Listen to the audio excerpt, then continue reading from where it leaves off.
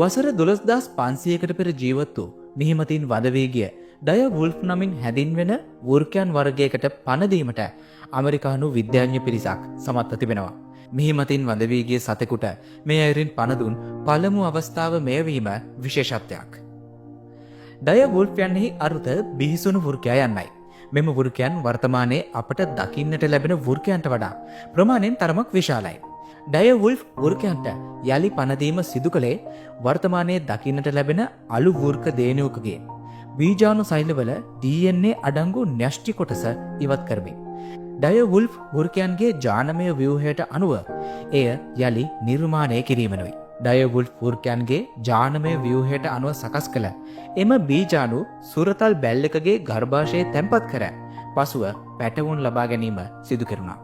ඒ අනුව සුදු පැහැති ඩය වුල්ෆ් වෘක පැටවුන් තිදෙනෙකුට පණ දීමට විද්‍යාඥයන් සමත් වූ අතර එම තිදෙනා රොමියුලස්, රීමස් සහ කලීසි යනුවෙන් නම් කර තිබෙනවා. මේ සිදු කළේ ඇමරිකාවේ කොලොසෝල් බයෝසයන්ස් විද්‍යා පර්යේෂණ සමාගමයි. අයිස් යුගයේ ජීවත් වුණු මැමතෙකුට පණ දීමටද මෙම සමාගම සූදානම් බවයි පවසන්නේ. ඒ 2028 වසරේදී.